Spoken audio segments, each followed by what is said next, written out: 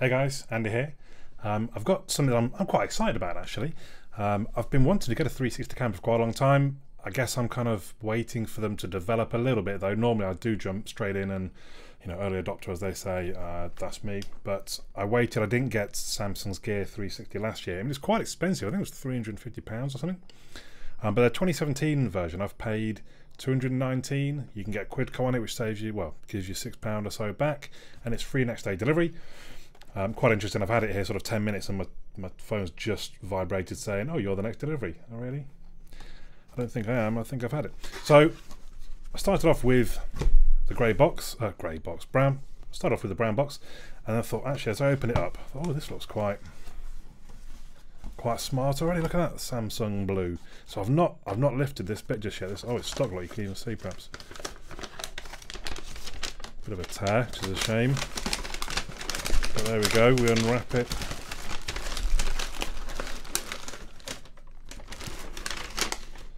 So there goes the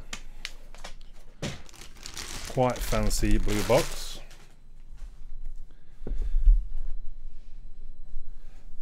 And there it is. That's quite a sort of shiny, slippery surface actually. Capture and broadcast high resolution in 360 degrees. And that's been what's kind of holding me back. I've wanted it to be 4K, and 4K just hasn't been that cheap basically. When you're spreading the image around 360 degrees, it's got to be 4K. 1080p on such a wide image doesn't look good. And I've seen some videos of this version of the Gear 360 already, and even they don't look fantastic, but it probably is the best we're going to get for some time. So I thought, do you know what, at 219, let's plunge in. I've got a few things I'm going to over the next few weeks where it'd be quite fun to have a 360 camera. So I thought, come on, let's do it. Let's give it a whirl. So there it is, look. And I have to say the design, well, it feels quite weighty. It looks so small, but actually that's reassuringly heavy, shall we say. Let's put that aside just for 1 second though. The quick start guide, and I'm guessing warranty info and all that kind of stuff. I probably will actually have to have a look at. USB Type-C charging cable, if you can see that in there, which is good. Charges the same as on the same thing as my phone. And then it looks like we've got a little carry bag.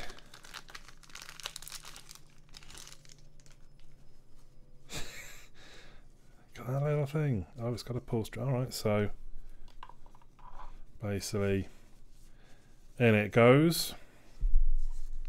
Drawstring. Now I think, oh, there it is, like a little rubber donut, which is kind of a stand for it. So I'm making a mess of that box. Let's not worry too much. Right, I probably will need the instructions. Let's have a quick look around the outside though before I go and read the instructions. So obviously a lens on each side.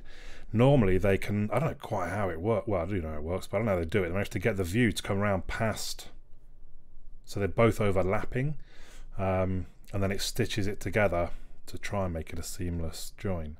We've got a little digital screen there. We'll see, can we turn it on? What is the actual power? Is that power? That looks like a record button obviously. Oh, there's something you can thread a lanyard through if you want. We've got a slot here for the micro SD card, which actually I happen to have over here. So that's going to go like so. In it goes. So I'm guessing that's got to be the power, isn't it? There we go. Oh, I'm going to take that bit off. So the battery is looking quite low at the moment. I guess that means I've got 6. So battery's 38%. In fact, sorry, it's in the corner. That's a video symbol. 38%. Looks like I've got 6 hours 22 minutes on this 64 gig card. Can you see those two green lights? I don't know if they're showing up under my. There we go. Under my bright lights, which I guess means both cameras are on. So we're in video mode, I guess. There we go. Photo, time lapse, video looping, HDR landscape. Can you read those? Oh, sorry. And there are settings. So let's stick with that and let's So I would assume, and again, can you see those red lights on the top flashing? And we can see it's recording away. Now, the tricky thing, obviously, in this review, I'm not easily going to be able to show you the video footage because it's in 360 and the review video is not. So I'll have to, I'm actually thinking to maybe record, I keep saying a current review and it's not as an unboxing, but I might record the review using this little fella. I think that'd be quite fun. Might be quite interesting. We'll see. So what we'll do, I'm going to stop and have a quick flick through the user manual because I assume I've got to install an app to get it on my phone. So I'll do that and then I will come back to you. So it turns out I was jumping the gun a little bit. It's not actually got the app available for regular Androids. The app is still only Samsung's. I read all the I read all the press releases saying how it's going to be compatible with all Androids, and I thought I'd even checked. I don't know. Yeah, I must have been wrong. And it is still just the more recent Samsungs at the moment. So I'm just going to have to wait for the app to come out. That's not particularly the end of the world. So we have got a menu button on the top there. To pair, you hold that down until it kind of says pairing. You should then run the app and it connects up. Now, anything we want to do, we can do, if you can see, video looping, and then we press the trigger to actually, and also, you see these? Mode settings, so video size, actually I wasn't on the highest, there's the only 24 frames per second at 4K. Did that actually change to 4K? Because that's still showing 6 hours, seems a bit. Yeah. See that? 24 frames per second. So you can get higher frames. In fact, let's just scroll through for you so you can see.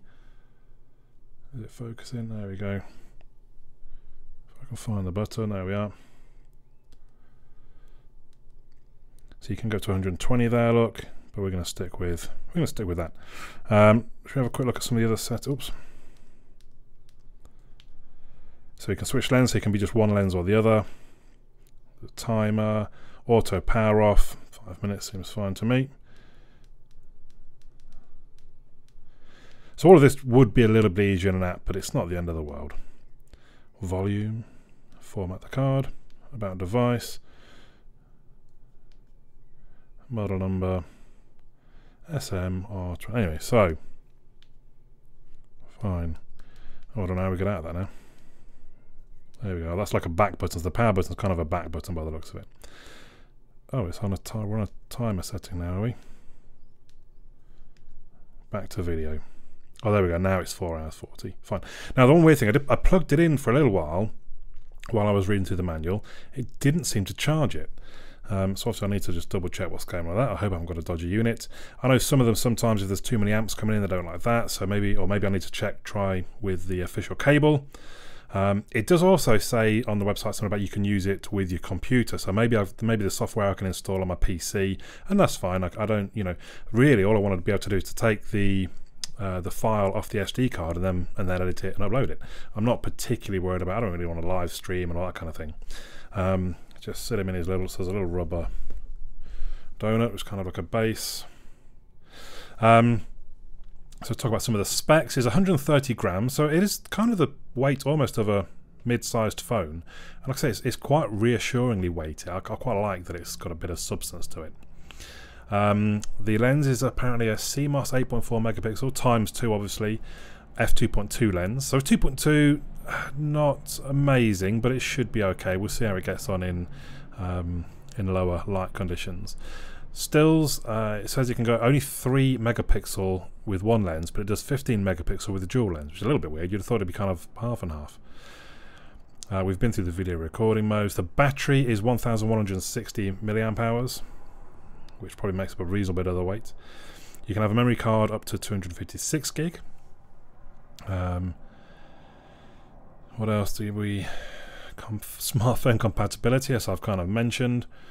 It's generally the Samsung phones, although it is working on the iPhone 7, 7 Plus, 6S, 6S Plus, SE, as long as they're running iOS 10 or later. So that's a bit cheeky. Anyway, so it's got Wi-Fi connectability as well as obviously USB Type-C. It's got a gyro and accelerometer.